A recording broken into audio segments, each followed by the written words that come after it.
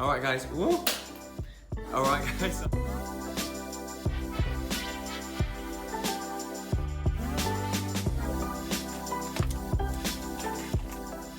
So in this video, what I'm going to firstly do is go over the techniques that I think really work in terms of note-taking. I'm then going to go over some techniques that I really don't think work in terms of note-taking. And then finally, I'm going to go over some techniques to help you recap the notes. If you're new to the channel, hi, I'm Ran. I do a load of different contents helping you guys at GCSE and A level. So if that sounds useful, please do hit that subscribe button, like the video and share it with anyone it might be useful for.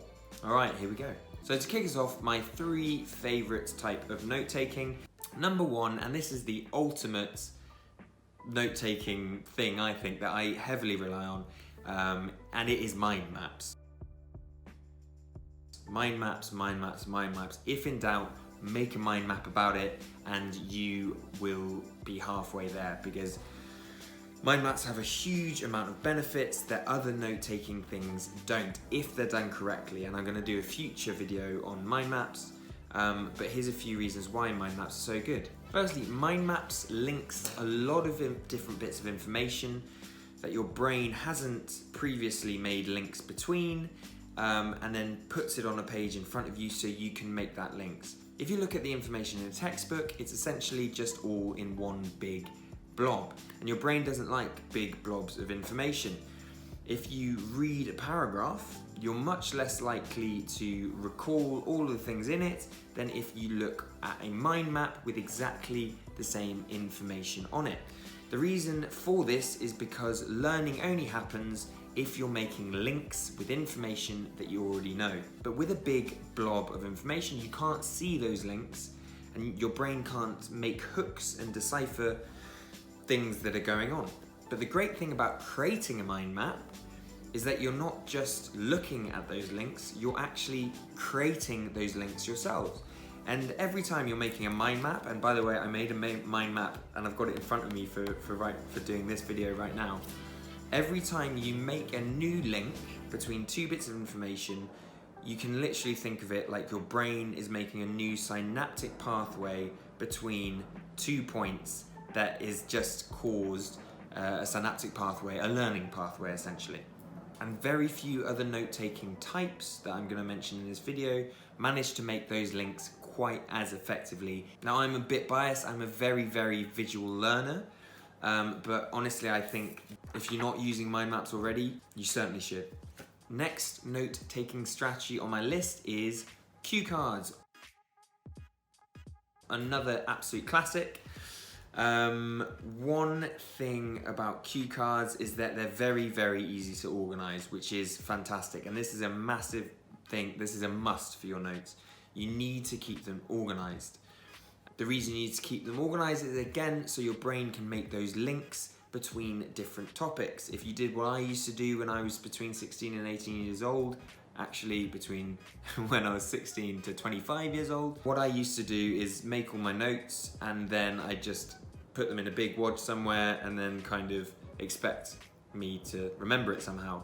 But my brain couldn't cope with all the different bits of information everywhere, and so I didn't do as well as I could have done. So organizing cue cards into different topics and then looking through them in a kind of constructive way is a really, really effective way for your brain to remember information.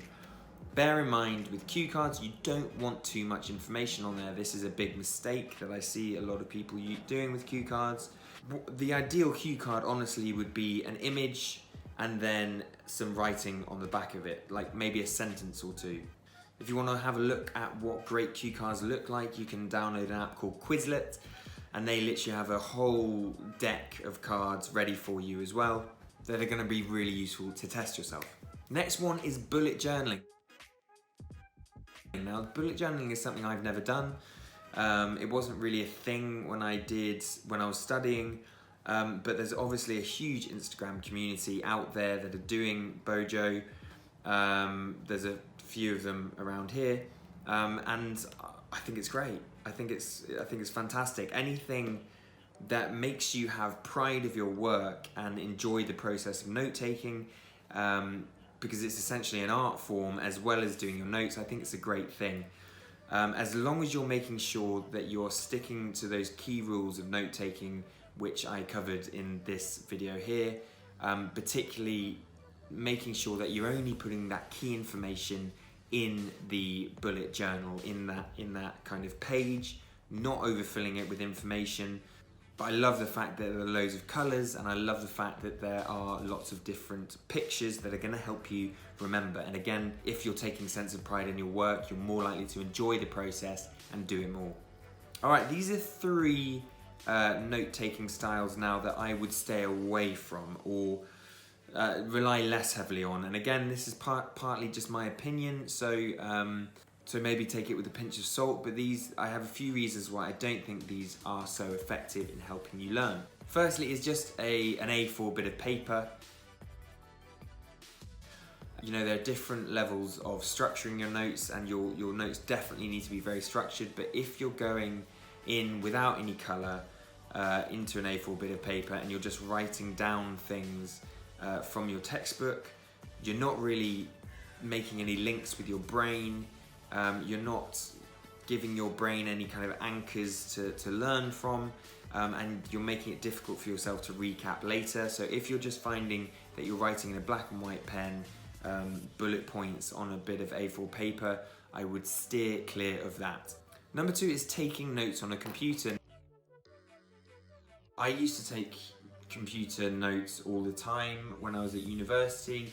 And the good thing about it is that you can, I've got terrible handwriting, so I could actually read the information on the page. In hindsight, I think I could have saved myself a lot more time in becoming good at either mind mapping, cue cards, or bullet journaling, and doing it by hand. Because there's something about the process of actually picking up a pen and writing it down on a bit of paper that I think makes the information go more into your head. I'm very happy to be challenged on this, and I've seen people on TikTok, for instance, making amazing notes on their computers. For me personally, I am not so sure from my experience that it goes in as much, but I'm kind of 50-50 on this one. And number 3 is posters. Now, one thing I'd say about posters is I think they're a worse version of mind maps. If you've got a A3 bit of paper, I would again try and make those links between different bits of information using a mind map. The thing about an unstructured poster is that your brain, it's harder for it to follow those learning synaptic pathways, and it's kind of darting around. The good things about them is that they can be really colourful and have lots of information and diagrams, but if you're going to make a poster, if I were you, I would just make a mind map.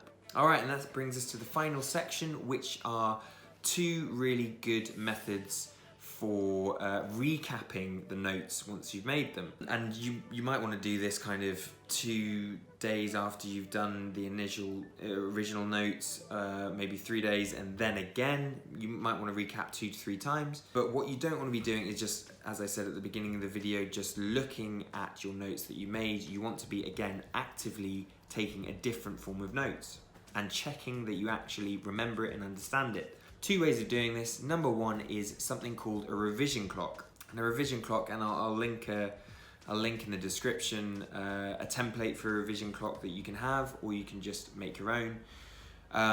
You are essentially giving yourself titles or sections of your notes, and you are testing how much you remember from those titles. And you're going around the revision clock doing it.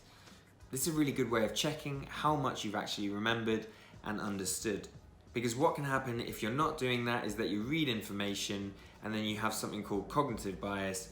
And what this makes sure that is happening is that you're not reading the information and then tricking yourself into thinking that you actually remember it.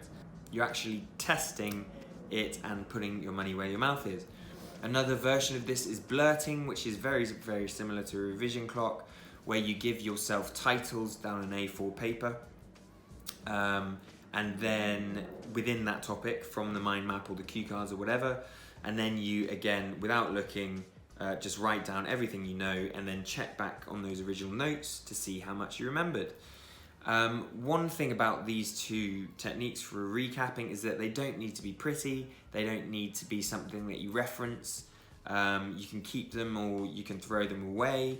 They're more of a test rather than something that you are necessarily going to be using as a reference going forward, but they are an essential part of the learning process, so I would start doing them. Alright guys, I hope this was useful. If it was, please do hit that subscribe button, share with anyone who it might be useful for, and like the video. As I say, I'm doing at least weekly content, helping you guys throughout this really difficult time, helping you guys become independent learners, and giving you advice and tips wherever I can. If there's any content you'd like me to cover that would be useful for you, please do comment below and I'd be more than happy to help. And until next time, see you later.